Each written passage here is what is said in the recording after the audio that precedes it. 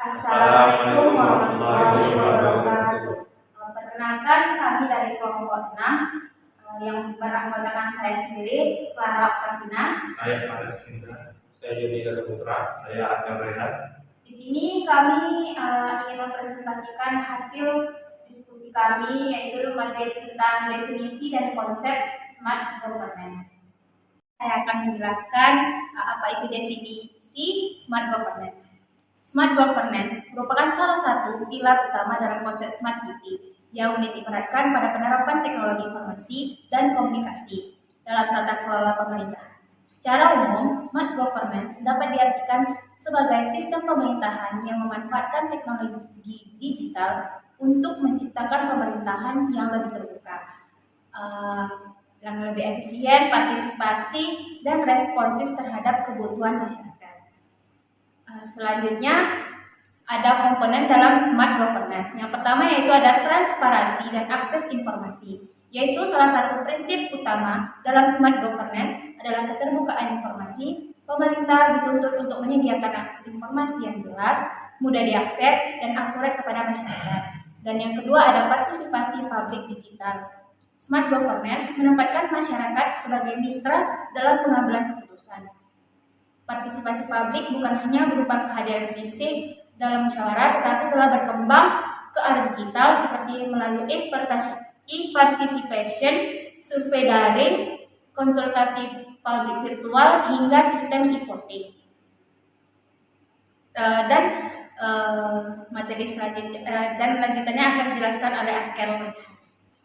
Dalam komponen selanjutnya yaitu efisiensi dan administrasi publik. Dengan dukungan teknologi, birokrasi dapat disederhanakan. Pelayanan publik yang biasanya memakan waktu yang lebih lama, membutuhkan data fisik yang banyak, pertemuan tatap muka, dan antrian panjang pun bisa kita lakukan lebih cepat dan mudah. Berikutnya yaitu responsivitas dan adaptabilitas. Pemerintah dalam smart governance harus responsif terhadap perubahan dan kebutuhan masyarakat. Artinya, kebijakan dan pelayanan publik harus selalu dievaluasi dan disesuaikan dengan kondisi terkini. Selanjutnya yaitu integrasi sistem lintas sektor. Sistem pemerintahan yang cerdas menuntut adanya konektivitas antar sektor dan lembaga. Data dari satu instansi ke instansi lain dapat diakses dan digunakan dengan lebih mudah melalui sistem yang terintegrasi. Materi selanjutnya yaitu penerapan smart governance. Yang pertama ada penerapan di tingkat global. Berbagai negara telah menunjukkan keberhasilan implementasi smart governance. Salah satunya adalah Estonia, negara kecil di Eropa yang dikenal sebagai pionir digital government. Warga Estonia dapat mengakses hampir seluruh layanan pemerintah secara online, termasuk pemilu. Identitas digital nasional digunakan untuk berbagai keperluan, menjadikan sistem birokrasi mereka menjadi salah satu yang paling efisien di dunia.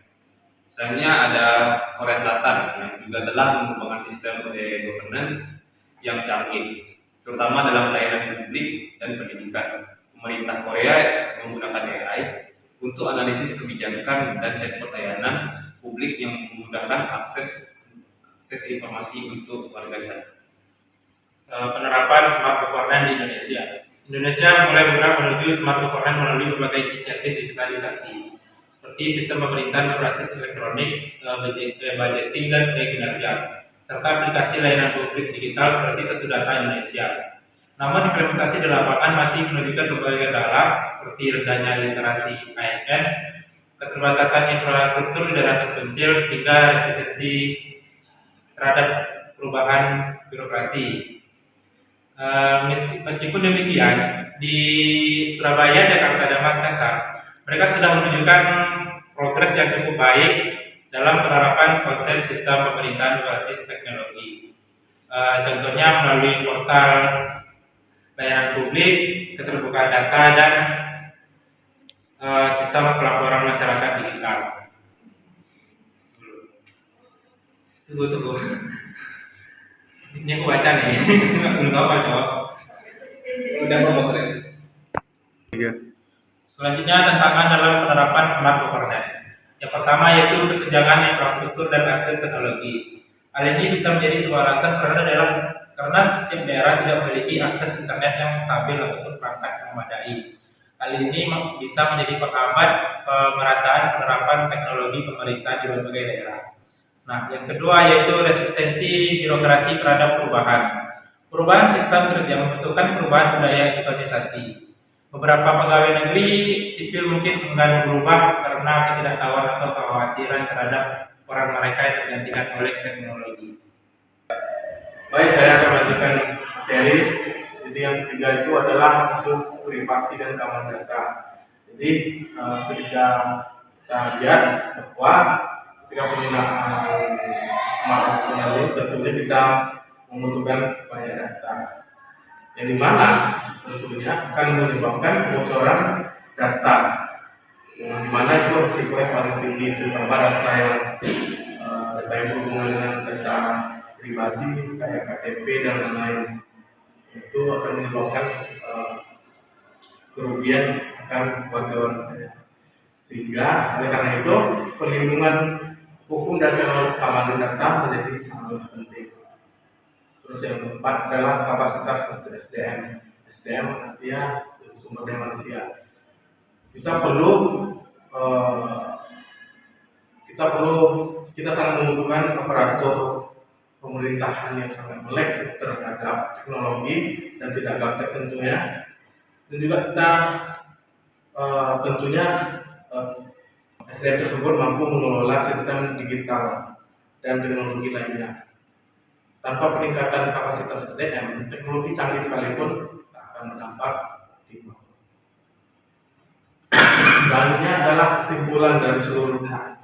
Smart governance merupakan konsep tata kelola pemerintahan modern yang memanfaatkan teknologi informasi dan komunikasi untuk menciptakan pemerintahan yang lebih efisien, transparan, partisipatif, dan responsif. Konsep ini tidak hanya sekadar digitalisasi layanan, melainkan juga mencakup transformasi paradigma dalam hubungan antara pemerintah dan juga masyarakat. Dengan komponen utama seperti transparansi, partisipasi publik digital, lalu pengambilan keputusan berbasis data, serta keamanan informasi. Smart governance juga menjadi fondasi yang sangat penting sekali dalam pembangunan masyarakat yang cerdas dan inklusif. Lalu penerapannya di berbagai negara termasuk Indonesia memiliki dukungan dari seluruh pihak pemerintahan, masyarakat, dan sektor swasta yang sangat diperlukan agar konsep smart governance ini bisa diimplementasikan sebaik mungkin. Mungkin itu saja hasil dari pembelajaran yang kami berikan, semoga sangat bermanfaat. Baiklah, sekian dari kelompok kami. Apabila ada salah kata, mohon dimaafkan. Wassalamualaikum warahmatullahi wabarakatuh.